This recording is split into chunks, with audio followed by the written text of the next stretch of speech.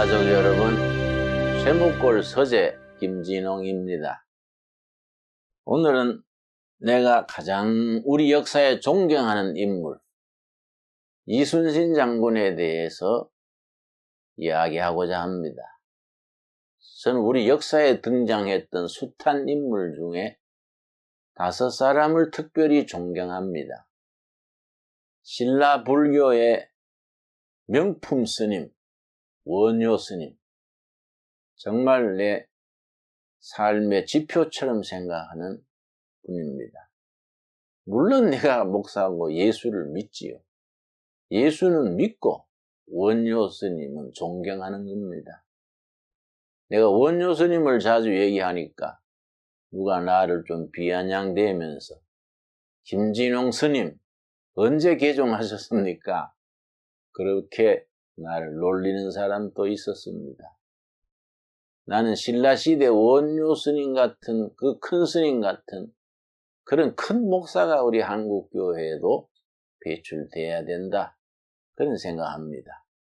다음에 한번 시간을 내서 원효 스님의 책을 한번 나누고 싶습니다.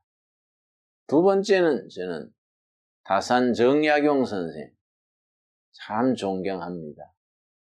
그 실사구시, 학문과 실천, 백성을 어떻게 하면 편안하게 할 것인가. 평생의 화두로 추구했던 다산 정약용 선생. 우리나라에 그런 정치가가 나와야 되겠습니다. 그러고 우리가 후한말 민족에 불운했던 시절, 일제에 강압받던 시절에 민족의 스승이었던 도산 안창호 선생. 정말로 훌륭한 선배입니다. 안창호 선생 같은 그런 인격과 그런 경륜, 그런 덕을 갖춘 분이 정말 아쉬워지는 때입니다. 네 번째는 우리 한국교회에 참 묻혀있는 보석 같은 김교신 선생. 그 김교신 선생의 성서조선 잡지를 내가 수시로 읽으면서 내 정신세계를 세탁하곤 합니다. 5번째가 이순신 장군입니다. 저는 이순신 장군에 대한 책이 여러 권 있습니다. 물론 난중일기는 필독서고요. 대한민국 국민이라면은 이순신 장군의 난중일기는 꼭 읽어야 될 책입니다. 여러분, 자녀를 둔 부모님이라면은 초등학교 때, 중학교 때 반드시 이순신 장군의 난중일기를 읽게 해야 됩니다. 지금 이순신 장군에 대한 내 서재에 있는 책 2권입니다. 이순신처럼 생각하고 리드하라. 이순신 장군의 리더십에 대한 글입니다. 이 책은 이순신 수국 프로젝트, 이순신 장군이 경제적인 개념, 경제 운영을 어떻게 했던가.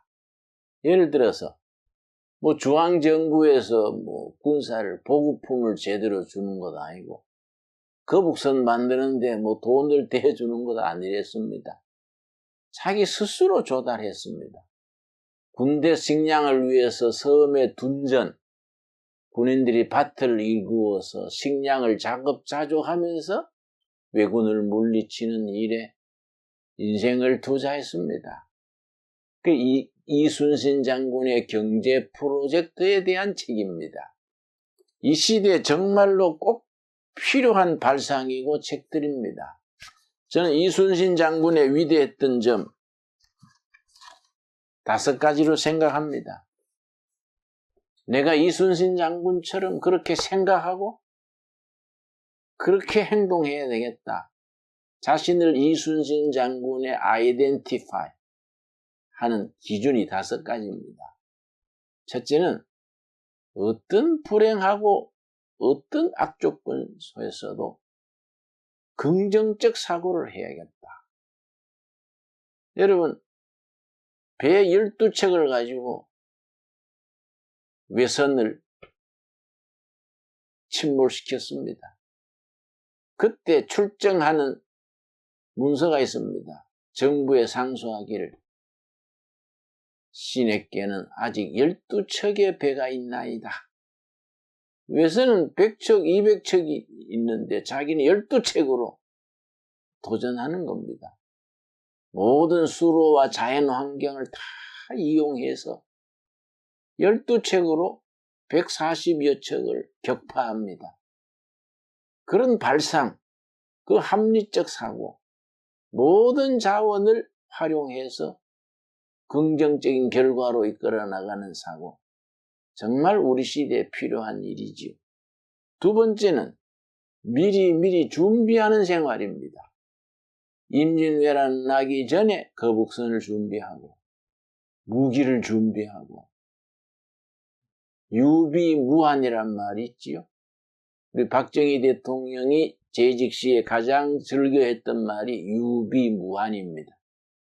준비하는 사람에게는 재난이 다가오지 않는다. 이순신 장군이야말로 대표적인 경우지요. 세 번째는 자신이 중심이 되어서 해코지를 하고 불행을 당하고 해도 꿋꿋하게 자기 자신을 지켜나갔습니다. 선조대왕, 참 우리가 멍청한 왕이랬습니다. 그런 명장을 제대로 대하지 못하고 멍청하게 하는 거 보면은 지금 또 읽으면 열받습니다. 지금 우리나라 지도자들도 그런 유의, 그런 급수의 지도자들이 있는 것 같아서 내가 아주 생각하면은 밤에 잠을 설치게 됩니다. 그러나 이순신 장군은 모든 것을 자기 속에서 원망 없이 시비하지 않고 자기 자신이 중심이 되어서 문제를 풀어나갔습니다. 네 번째, 이순신 장군이 공을 앞세우고 자기 살을 희생했던 정신, 공공무사.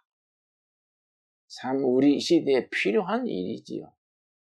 저도 이제 79세가 됐는데 80년 세월을 살아오면서 이순신 장군처럼 살지 못했던 것을 아쉬워하고 2019년부터는 이제 얼마 남지도 않는 인생인데 길어봐야 뭐 10년, 15년 더 살지 않겠습니까?